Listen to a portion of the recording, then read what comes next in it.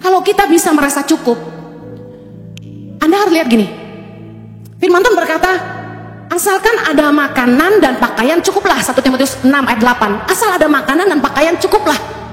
Tuhan tuh sebenarnya gak pernah bikin kita kekurangan. Yang bikin kita sering gak merasa cukup adalah diri kita sendiri. Nafsu kita, keinginan kita yang menyiksa kita sebenarnya. Bayangin ya, kalau kita tuh bisa makan cukup, makan enak, tidur nyenyak, bisa istirahat, bisa sehat, itu mahal sekali loh. Berapa ya saudara yang sehat dan bisa istirahat dengan baik tiap malam? Katakan saya kaya.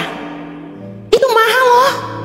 Orang buat bisa lelap aja, minum obat terus. Saya pernah ngerasain kebanyakan minum kopi dalam sehari, saya gak bisa tidur sampai pagi menderita. Orang kalau bisa tidur nyenyak, yang baru pelor gitu langsung nempel molor, itu Anda sangat diberkati. Suami saya ini diberkati luar biasa. Bojoku iki sajane nempel molor, saya iri hati.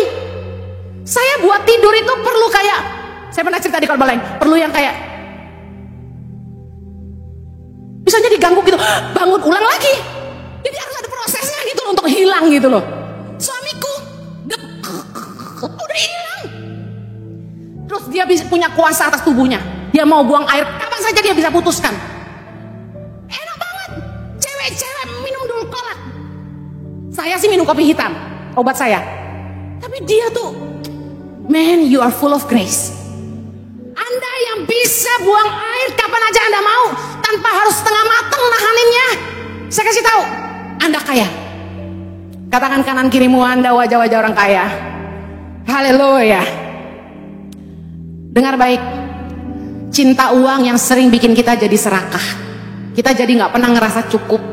Udah kaya meleleh, udah punya harta banyak, aset banyak, gak pernah bilang enough. Anda gak kaya sama sekali. Kalau Anda gak bisa bilang cukup sama dirimu sendiri, mohon maaf, hartamu boleh melimpah, tapi Anda sama sekali tidak kaya. Karena orang yang kaya itu bisa berkata cukup. Saya buktikan, lihat para pejabat yang korupsi, lihat orang-orang kaya yang tertawa di atas penderitaan sesama. Apakah mereka kurang kaya? Mereka sangat-sangat kaya. Pengkhotbah 5 ayat 9 berkata, siapa mencintai uang tidak akan puas dengan uang, dan siapa mencintai kekayaan tidak akan puas dengan penghasilannya. Ini pun sia-sia. Ayat 18, baca sama-sama. Setiap orang yang dikarunia Allah kekayaan dan harta benda dan kuasa untuk menikmatinya, untuk menerima bagiannya, dan untuk bersuka cita dalam jeripayanya, juga itu pun karunia Allah. Kalau kita bisa menikmati hidup kita, menikmati hasil kerja keras kita, meskipun harta kita tidak melimpah, Anda harus tahu Anda sangat-sangat kaya. Anda dikasihi Allah, amen. Melewati kemiskinan, mungkin kadang-kadang kekurangan, pas-pasan. Jangan meninggalkan Tuhan, jangan kehilangan iman, jangan pikir Tuhan tidak sayang. Ingat, kemurnian kasih dan iman kita diuji, bahwa harta bukan segalanya, tapi Tuhanlah segalanya. Saya tutup dengan Habakuk 3 ayat 17. Sekalipun pohon ara tidak berbunga, pohon anggur tidak berbuah, hasil pohon zaitun mengecewakan, sekalipun ladang-ladang tidak menghasilkan bahan makanan, kambing domba terhalau dari kurungan, dan tidak ada lembu sapi dalam kandang. Sama-sama, namun aku akan bersorak-sorak di dalam Tuhan, beria-ria di dalam Allah yang menyelamatkan aku. Allah Tuhanku itu kekuatanku. Ia membuat kakiku seperti kaki rusa.